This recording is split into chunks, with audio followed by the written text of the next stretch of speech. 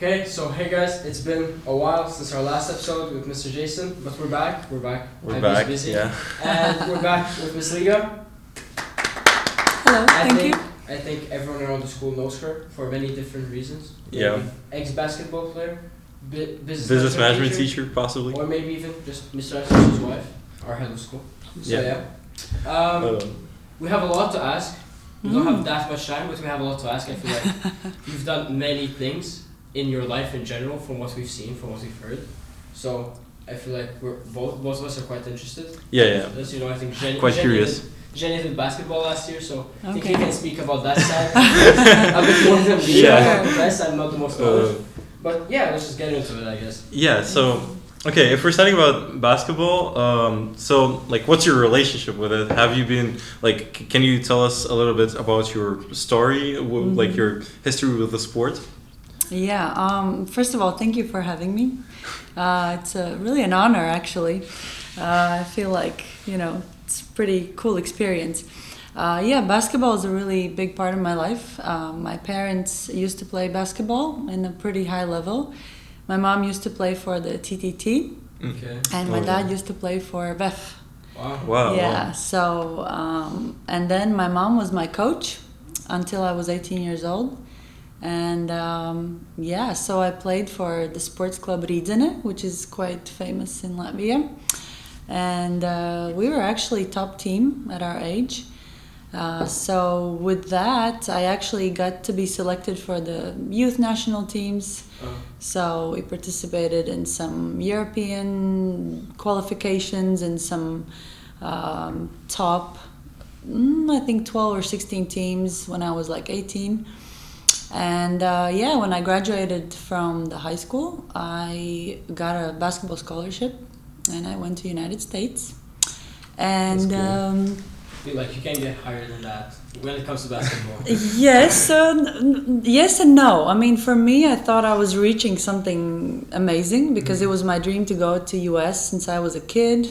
I was just amazed about, United States from the movies and, of course, the NBA. It's like this wonderland, Yeah, it's a especially when it comes to these careers. Yeah, especially when you're like from the Soviet background, with this close country, and then it gets opened up, and you're like, and you have the opportunity to go like there. Yeah, it must have felt nice. Yeah, I actually had a chance to go there when I was in 10th grade, but it was all cancelled and I was devastated. So I stayed for 3 more years in Latvia until I got to go to US.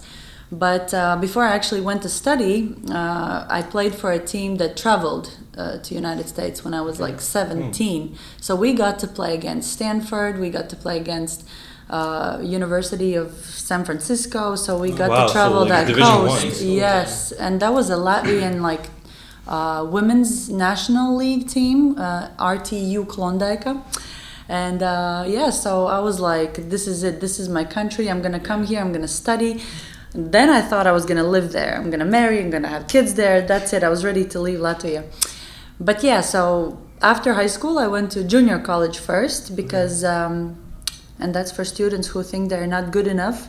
I didn't get the points from my TOEFL scores to get to the university right away, so I went to junior college. Okay. So I played 2 years in NJCAA, and then I transferred to Division I NCAA University, Western Illinois. Yes, and we were twice conference champions, so I actually have two rings. That's actually really that's cool. really cool. That's insane. Cool flex. Actually. Yeah. Not many people go to like even like Division 2, and being a champion of Division 1 is like, it's actually an honor. It's like, especially with how like well developed the college sports culture is in the US, like where the student athletes are practically like can sometimes be as big of a superstars as some of the like NBA players. And I feel like now women's sports is getting more recognized, but like 5-10 years ago it just wasn't. So I feel like even getting to US, I feel like it would have been the biggest level of the sport. With many sports, I feel like even for women's sports, even same thing with football. So I think even that's just a big honor. Yeah. No, I mean with football, it would probably be going to Europe because especially Soccer, like a long time soccer ago. or U.S. football, yeah. It started going in US is what I meant. But like, it must be a big honor, especially for your mom, I think, as well, since she coached you for the starting years of your basketball life. You getting to US and actually making a career out of it, I feel like it would be a big honor for her as well. Yeah, totally. I mean, my parents were super proud, and I think at some point they didn't even believe that I would go. Like nowadays, it's like easy. You take a video, you send it, you post it on YouTube, you have highlights. For me, I was doing my own camera, just like you were setting this up here. It reminded me of those times. I had a video camera. I was, recording it onto VHS tapes, and I was sending to different universities to actually That's OG. recruit. I was really recruiting myself. But I mean, it just proves that the hard work actually gets you to somewhere if you actually want to get somewhere. Yeah, you really need to want it. Yeah, it's something that reflects on basically anything you kind of want to do with life. Yeah. It's not just with sport. So. Wow. But, so you played in US, and after US, did you come back to Latvia? Did you go? I came back to Latvia, and I actually already was talking to England. I had a team in Manchester, so I played in Manchester Mystics team, the women's team. It was their league, like a higher women's league, and so I played there for a year. Then I came back and I played for TTT Riga. So the same club that your mom. Yes. And now it was the first year when they hired like foreign players. Okay. So we got like 4 Brazilians on the team. And I think we had 2 Americans, and with that team we played in a FIBA Euro Cup. And we didn't get too far, but we were champions in Latvia, No, I mean... Did you win anything in Manchester? We didn't win, but I think we ended up being second. Okay. Yeah, we were. Yes, we were pretty Do good. English teams go to Europe, to EuroLeague, or? Yes, actually, I haven't followed the English teams, but the Great Britain women's national team, they're really they're ranked pretty high now in Europe, actually, and they have really good players. If I'm not mistaken, some of them play in a really good level. Yeah. Oh, nice. I mean, I wouldn't know that much about women's basketball, but I mean, only American with Caitlin Clark popularizing WNBA right now. I mean, anyways, even if you're not in America, being like a part of the EuroLeague team is also a big experience, especially like with how different it must be to play here. I don't know, actually, is it much, what's the difference between American basketball and European basketball for you, speaking from experience? That's a very good question, because it varies, especially in college level, because in college you have to follow the rules like you would be in army. It restricts you from playing a free basketball game, reading the plays, reading your defense. You have to do the play. And sometimes even coach would call out the play, and the point guard would have to look at the coach and, this is what we're playing. In Europe, you have that freedom, you have that chance to create your own plays and kind of read the situation. So it's more like by the book in US? Yes and no. Yes, by the book. They don't trust the college players that much to make their own decisions on the court. It's quite surprising, especially since I don't really watch basketball, seeing how so many basketball players, at least especially men, from what I've seen, get so popular from college. It's quite crazy to hear the fact that they have to stay by the book, because you see so many basketball college players shine. That's they're shining for a reason. So if they're all following the same rules, you would assume that less people would shine through in college, and they would shine through later on. And what I like about US is that coaches, they're really structured. They would expect from you to have a good attitude. You can't roll your eyes. You have to actually go to school. You have to have good grades. They keep having one-on-one conversations. They're really big in goal setting. You're always responsible. Our coach said, this is a glass, and it was like a see-through glass. She brought it to our practice. This is you. Everybody sees you. You're on the campus. You're walking. Everybody knows that you're on the team. You're presenting the school. So they instill this responsibility that you are the face of the school, being a student athlete, especially like for those who have full scholarships. Yeah, I mean, it kind of makes sense. Like, it's something that I feel like it should be an honor to the players. I feel like a lot of people don't take that into consideration. They don't think about that. Especially when it comes to school, because they're like, it's not professional. Some people, like, I'm not getting paid for it, so it's like I shouldn't really care about it that much. But I don't know, I feel like even here, being in a sports team, I feel like you should always give the 110%, because you still have that school's brand on you, and you're still representing something and someone. So I don't know, I've always been very competitive with sports. I feel like I've said that every podcast. It's just that we always end up talking about sports at some level, and it's like, I don't know, I've always been someone that... I mean, it makes sense because like sports is our passion. We always participated. Like, I can relate. You were talking about the coaching and how dedicated they are to the students. Would it be something you would be interested in or have been interested in the past?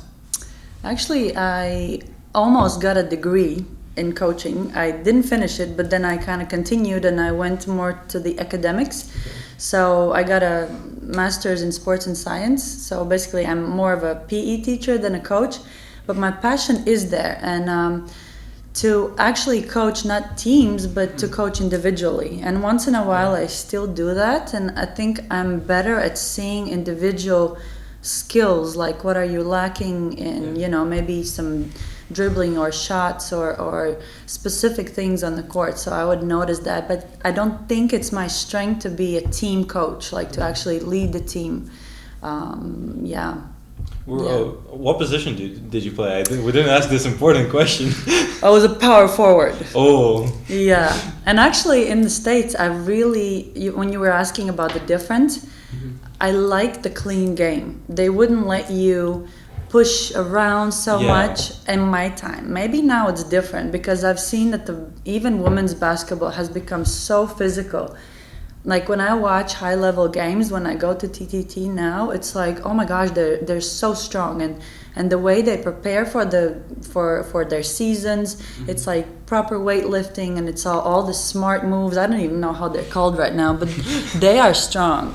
And I mean, even the difference in technology, I think, would change that so much, no? The exposure to everything. Kinda. And also, like, I feel like, especially in Europe, that's, even for the men's basketball, that's generally the trend. I feel like by like Europe and FIBA rules allow players to play much more physical than in the US, because in the US everything gets called. Like you touch a guy's hand, it's already a foul. But while in Europe, even the rules for defense are so different, and I feel like that like affects the play style also in a great manner. And I feel like that kind of makes sense now that I've heard it. Why in the US it's so by the book, because like you kind of like have to. The professional play is more by the book in itself, so it's like you have to especially with like the American rules, which are much stricter than the European ones in terms of like fouling and stuff. That kind of makes sense that American coaches would push a more like pragmatic game. We asked about the changes in basketball. How about like life? You mentioned that you were thinking about living in the US and stuff. How did you find living there different from living here? Like, what was the main differences you saw in just life in general, like a day-to-day basis?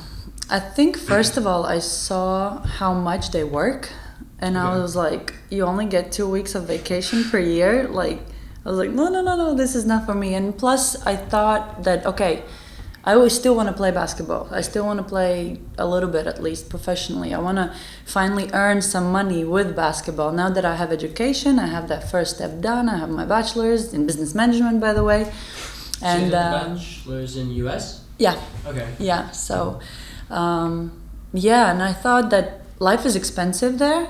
It's like all the insurance, and so I wasn't ready for that. So I was ready to rather leave and maybe eventually come back. Although my coach, she actually offered me to stay as a student assistant coach, and that would provide me a scholarship for a master's degree. I regretted it at some point in my life, that I didn't stay, but then I wouldn't be where I was in England and back in Latvia, and I didn't finish. After Latvia, I actually went to play in Italy for 1 more year. Oh, okay. Yeah. So that was my actually last year of my professional season. So you finished professional basketball in Italy? Yes, and that was Division 2, which was not the highest league, but for me it was like the best season. I was like, let's say that was my MVP year. Yeah. I mean, after experience in bigger countries like UK and US, and you were in Division 1, so I feel like going to Division 2 in Italy would then, it's like a difference in the skill level. I wouldn't say that. I would say that in Italy the basketball culture is more developed than in the UK. It might be. The level was higher because when I was in England it was Division 1, and in Italy Division 2 was as good as I mean, I could see that, to be fair. I mean, in UK is not really known for basketball, like they're known for rugby, football. And cricket as well. Like they have more sports, whereas Italy is like, they have volleyball. Yeah, I mean, Italy also has a lot of sports. That's like we're kind of. Yeah. When you actually think about it, Yeah, like what they play tennis, they play football, they play everything. So. Yeah. But I feel like life in general in US is just so different than here. Even just the culture is there, and it changes by state as well. But you mentioned you were in like West Illinois. Illinois. Yeah. I was in a very small town. It was like 19,000 people. We only had one Walmart and a little square town, and that university town was even bigger than my Wabash Valley College, where I was in a junior college. Wow. But for me, I was so devoted to basketball and studies that I was always busy. I didn't care about the other stuff, and so I wasn't a party person. So for me, it was just education. It was good enough. Yeah. I mean, it makes sense if like basketball is your life passion. Yeah. Did you prefer living in US than living in UK or Italy? Like, was there a favorite? Was there a clear favorite? I can't say that. I actually liked my experience everywhere. I liked being more independent when I played professionally because I lived in dorms 3 years out of 4 in US, and only in the 4th year we were like renting a house with my teammates.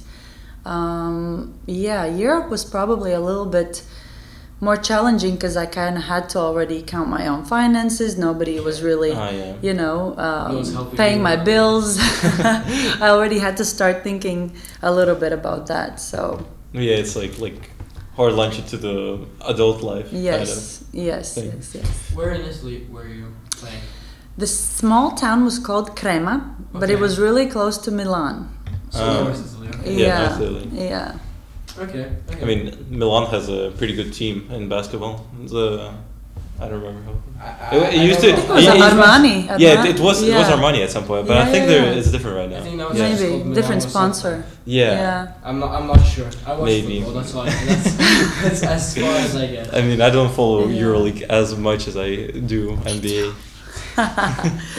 Okay. How did you go from only dedicating basketball as a career to going into a teacher and like shifting your I don't know how to explain, like shifting your focus? Yeah, your focus from yourself to focusing on so many different people as a teacher, if that makes sense. You're focusing on so many students. Well, it started with having a family. Okay. So I would blame Mr. Arters for this because he got me into education when I least expected it.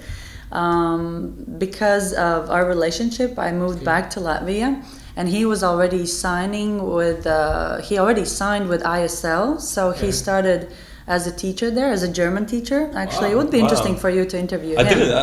I speak German a little bit myself, so it would be, there you go. I didn't know he that. Was IB German teacher. Yeah.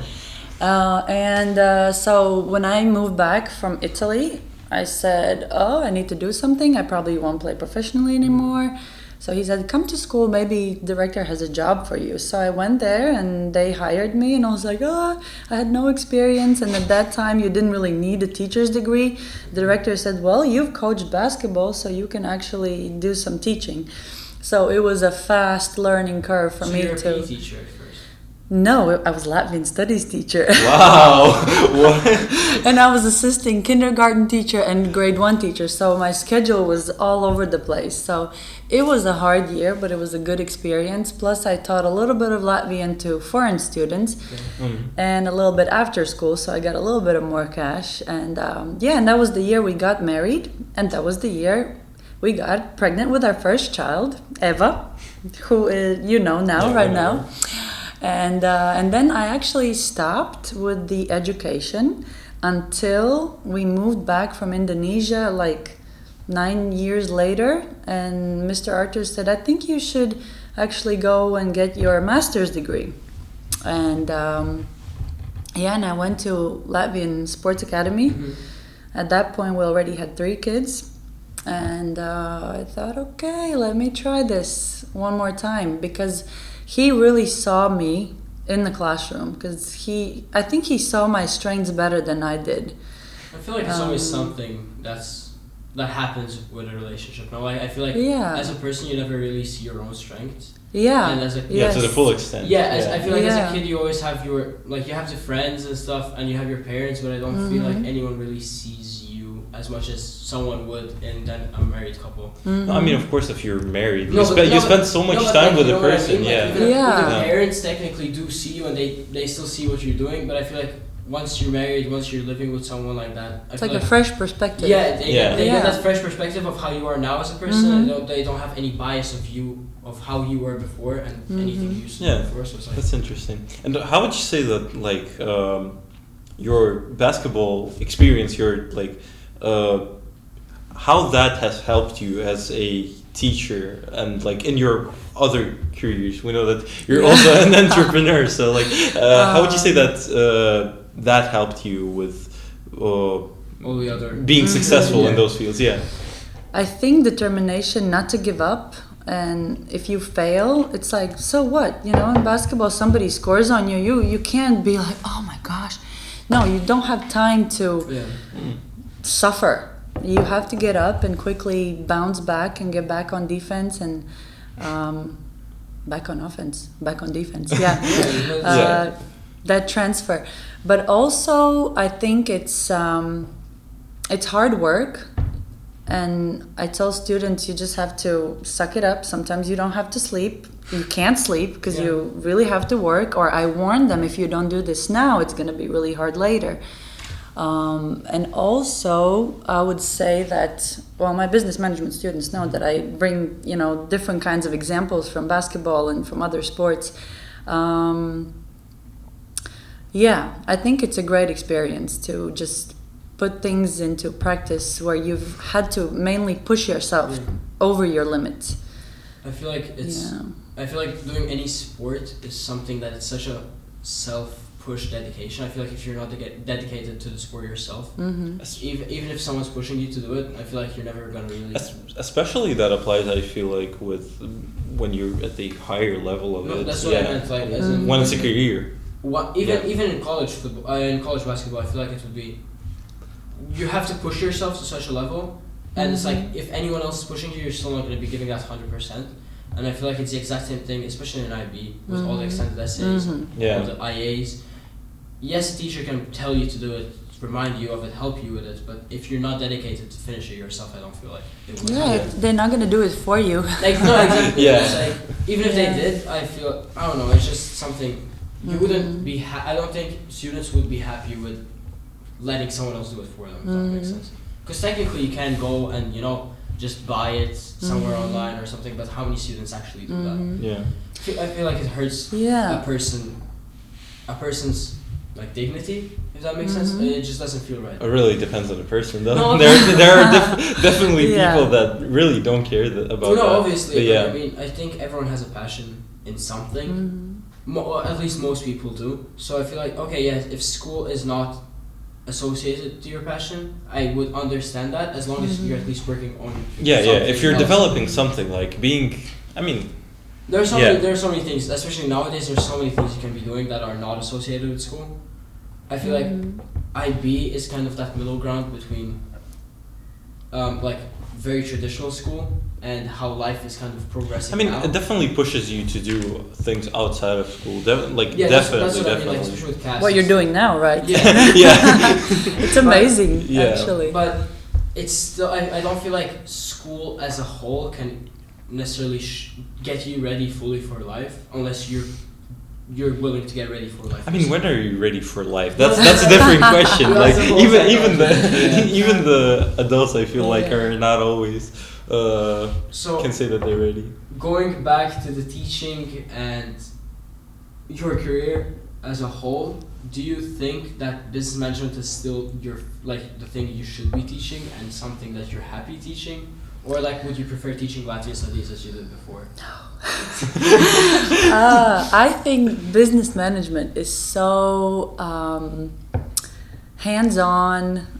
Everybody needs it, even with your personal finances, even with yourself. You are your own brand. You're like, that's true. You are you. Do you say that you show up on time? You're building your brand. You're building your reputation. Okay, so once again, technical difficulties every single time. Okay, so only business management because we are our own brand. I can't disagree with that at all. Yeah, and I think it's applicable to any life situation when you need to do your own finances, when you need to manage people, when you need to lead people.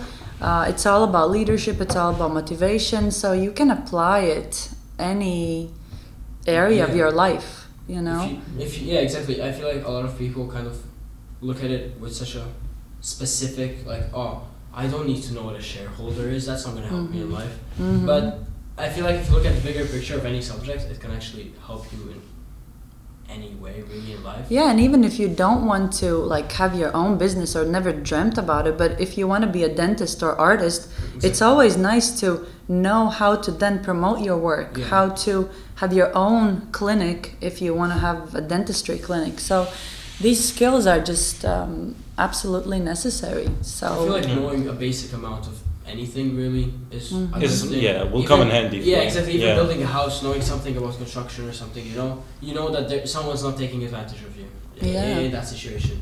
I feel like any situation can, any subject can benefit you in life situations. Yeah. To be honest. So would you say that your business degree helped you with your career as an entrepreneur? Because tell us a little bit about your other side hustles, or maybe they're the main hustle, maybe teaching a side hustle for you. Yeah, well, maybe not everybody knows, but I'm also a hairdresser.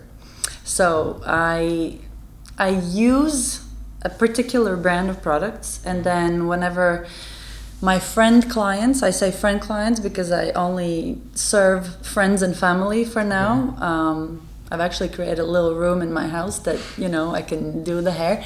But I also, sell a little bit of products, but it's not my main thing. It's more of as a woman, I like to be crafty, and that's my craft. So I actually not just do the work, but I also, feel my, creative emptiness, side. Okay. But we also, Mr. Arturs and I, he actually birthed the idea of bringing a Brazilian cheese bread product to Latvia. So we're still developing it.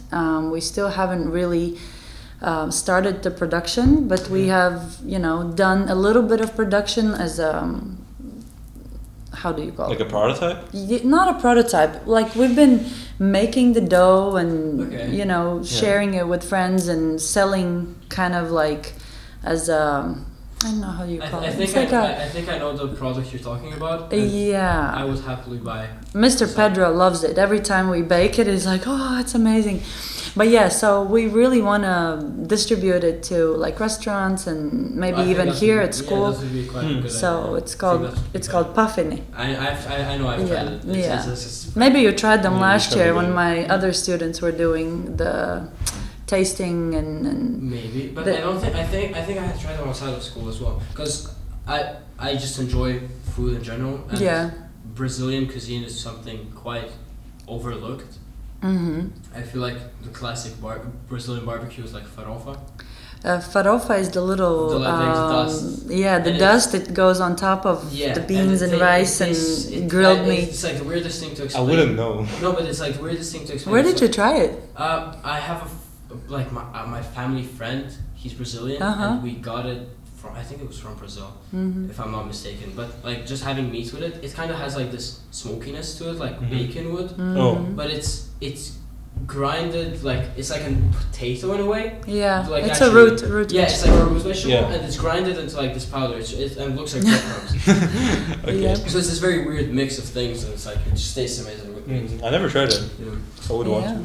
Hopefully, a Brazilian shop gets open soon. They actually have one in Estonia that our Brazilian teachers are ordering their products from. I was speaking to Mr. Pedro about it, and I think We should could make go- Brazilian We've night. spoken about it. Brazilian food night would be fun, huh? We could do it in the school. Yeah. We You could. have. Since you're the president now. Exactly. we spoke Yeah. to the cafeteria, and we're going to be able to get it in a few months. We're going to be able to think of some Mhm. themes for food. So Mhm. maybe we can even push Brazilian food forward. Cool. Cool. Yeah. Cool. Yeah. We have this like tradition, I guess you could say. It's only been done twice, so Mm. it's not I really mean, a tradition, but like yeah. Yeah. Basically, we have some blitz questions at the end of each podcast. Okay. Just like some quick like questions to I don't know random things. Yeah. Just They're very like random. quick responses. Okay. Well, some interesting I'm ready. questions. Okay, so we're gonna start. I feel like not We- not the ones on the list, but like No, we can miss some of them on the yeah, list, so whatever. the ones that I usually ask about. Okay, we're back again. It's fine.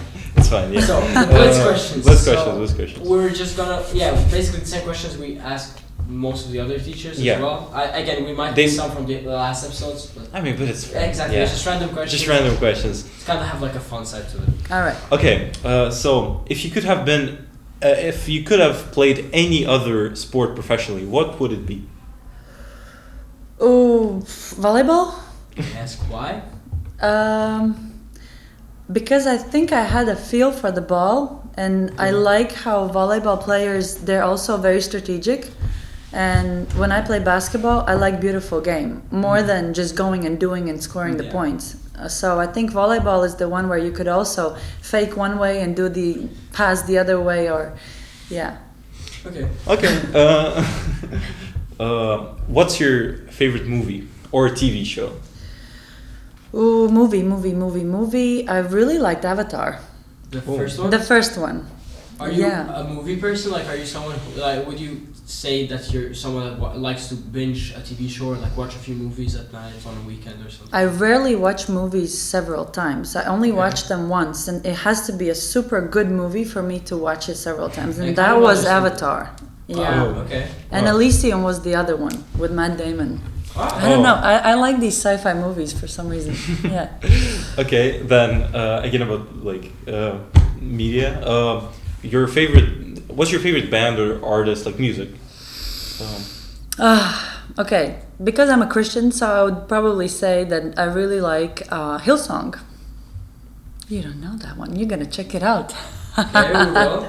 How's it spelled? Hillsong. Hillsong. Yeah. Okay, We'll- we'll check later. Yeah. Okay. Yeah. All right. Did you have some like certain music or a certain tradition that you did before each game or something like? We actually had a huddle song. Oh, okay. Oh my gosh, it's gonna be hard to remember. Yeah, but we did a huddle. So it was like that was the thing. Yeah, before we each were like game. we were huddling and then we were moving, different directions. I probably would have to pull up some of the DVDs of my games to Wow. kind of see that. So you still have DVDs of your games? Yes, I Wow. do. That's something. Yeah. I feel like that's something. Wow. It was Yeah, fun. having your game on DVD. It's not something Yeah. you do now, because now it's just like it's all media. Exactly, Yeah, that's what exactly. It's so easy to do. I think my mom even has the videotapes too. Wow. Wow. That's something. I feel like it's more precious when it's like that. Yeah, I feel like You can look back at it like appreciate it more. Appreciate it than more, just of course. seeing it on your phone. How fast Yeah. I was compared to now. Okay, what's your favorite memory from your time playing basketball? Specific game, maybe. Yeah. One of I the think the games for the playoffs in Italy, because actually it was our final. We were in a regular championship. We were fourth, and we actually beat in playoffs in 2 games the team number 1, and we made it to finals. And actually, Mr. Arthurs was there to watch the game, so I had extra motivation to play better.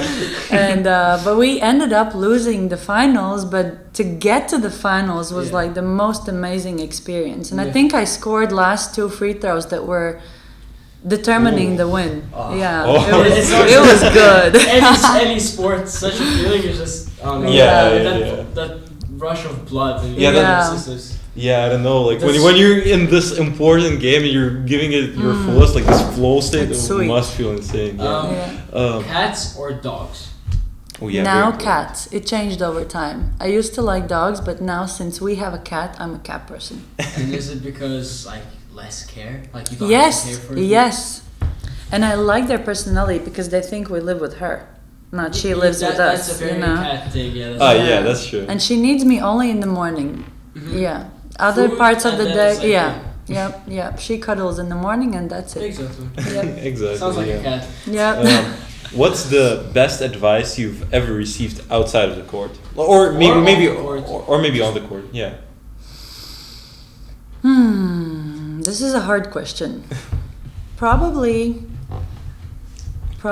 to not give up and actually, I think to value people, to create value in other people, because that's the most rewarding. Mm-hmm. Because if I can make you better, that will make me feel better. Yeah. If I could raise that and confidence, in a certain way. And is there any advice that you usually give some of your students, maybe before or after the exams, like maybe after finishing school? I have a tradition. I want to make a tradition because I wrote letters to my students when they graduate to kind of wish them good luck and wish that their dreams come true, and actually also to be people not pleasers, but really to serve people. I would say that's a nice tradition to start. I feel like it's something that each student can kind of hold with them. Yeah, I hope they remember that about me. Especially if they're going abroad for school and stuff, being in a dorm and having that letter of at least someone that was there when you were struggling with the exams. I feel like it's something nice to always have back up. Yeah. Do you have any other? I was. They're not on the list, but like we usually ask them. Exactly. What's your favorite food? Would you say? Of course. How did you not know? I lived in Italy, guys. Probably. I really like, I would eat risotto any time of the day, pastas, and but I'm really good with, not good, but I really like sweets. So I would not say chocolates, but like creamy cakes like tiramisu and ice cream, gelato. What's a cannoli? Cannoli, not my favorite because I don't know like that ricotta filling. Yeah. I'm more with like creamy. Okay. Yeah, do you textures. Like cooking yourself? Do you make anything yourself? Yes, I have to cook for my family, of course, but I really enjoy baking. I enjoy experimenting, and Mr. Arthurs also is a very passionate cook. Wow. So sometimes we cook together. And I like cooking. I like to be in the kitchen. It's kind of a place where I like to experiment as well. Yeah, I mean, it does take creativity. Won't you say? It takes a lot. I would say it takes a lot. I mean, he's a much bigger cook than me. Like most I can cook is like pilmeni and I don't know, so fry some chicken on the pan. You still need some skill. Yeah. Yeah. But I feel like it's just a way, like you mentioned before with the hairdressing. I feel like it's a way just to express your creativity. And with cooking, it's like it's a science and it's also that like art. and it's like kind I mean, of combining. I would also say cooking is kind of like has a meditative value to Yes. it. In a sense. Again, Yes. it depends why you're doing it and how you're doing it. Like working in a restaurant, working for other people. No, I mean if you're cooking for no, yourself. that's what I mean. Yeah, restaurant could get very It's tiring. very stressful. But when you tiring, cook for but family, cooking for family or yeah. cooking for yourself, it can have that like such a nice Yeah. feeling to it. Mhm. And especially you mentioned cooking with Mr. Arthur Yeah. as well. It's usually so nice cooking with someone else and having that like it's a different type of like that weird nice bond. Yeah. And okay, I think the last question. I know you've traveled a lot in your life, especially like with whether it be with Mr. Arthur's or not.